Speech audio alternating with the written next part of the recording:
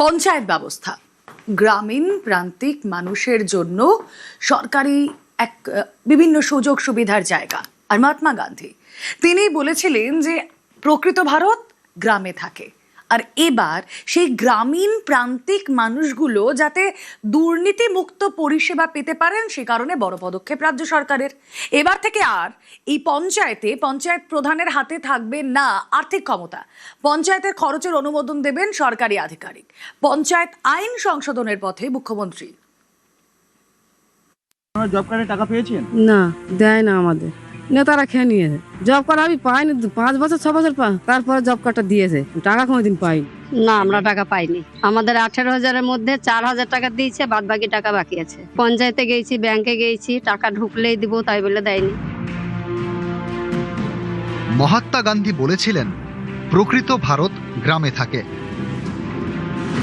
গ্রামের অর্থনীতিকে সচল রাখতেই শুরু হয়েছিল পঞ্চায়েতি রাজ। ত্রিস্তরীয় পঞ্চায়েত ব্যবস্থা। তৃণমূল জামানায় এই পঞ্চায়েতের কাজে পাহাড় প্রমাণ দুর্নীতির অভিযোগ উঠেছে।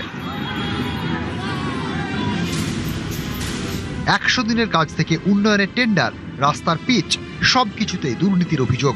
পালাবদলের বাংলায় পঞ্চায়েতকে দুর্নীতিমুক্ত করতে এবার নয়া পদক্ষেপ মুখ্যমন্ত্রী শুভেন্দু অধিকারী সরকারের।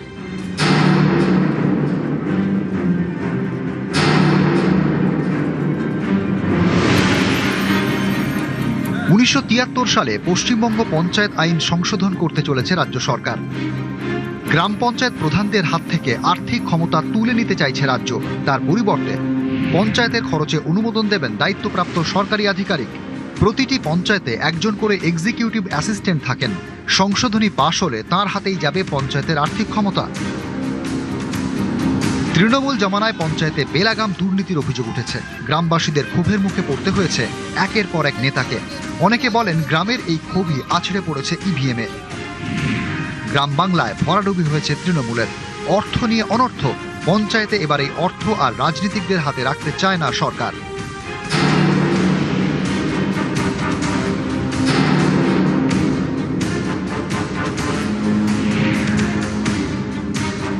বাংলায় ত্রিস্তরীয় পঞ্চায়েত ব্যবস্থা।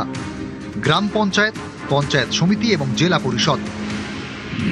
1973 সালের পশ্চিমবঙ্গ পঞ্চায়েত আইন অনুযায়ী এই ব্যবস্থা। এতদিন পঞ্চায়েত সমিতি এবং জেলা পরিষদের আর্থিক ক্ষমতা সরকারি আধিকারিকদের হাতে থাকলেও গ্রাম পঞ্চায়েতে এই ক্ষমতা ছিল পঞ্চায়েত প্রধানের হাতে।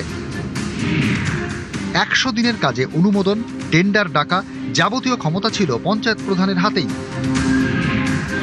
দুর্নীতির অভিযোগের জেরেই 2022 সালে 100 দিনের কাজের টাকা পাঠানো বন্ধ করে দেয় কেন্দ্র। পালাবদলের পর 1 জুলাই থেকে চালু হয়েছে 125 দিনের কাজ। দৈনিক মজুরিও বাড়িয়ে 300 টাকা করা হয়েছে। 26 রাজ্যে পালাবদল হলেও এখনও প্রায় সব পঞ্চায়েতই তৃণমূলের দখলে। দুর্নীতি এড়াতেই এমন পদক্ষেপ। পঞ্চায়েত দপ্তরে দুর্নীতি আটকাতেই এই নয়া আইনে সংশোধন আনছে রাজ্য সরকার। এই বদলের ফলে দুর্নীতি, স্বজন পোষণের অভিযোগ আর উঠে আসবে না বলেই মনে করছে প্রশাসনিক মহল। ক্যামেরায় কুণাল চৌধুরীর সঙ্গে সোমরাজ বন্দ্যোপাধ্যায়, নিউজ 18 বাংলা, কলকাতা।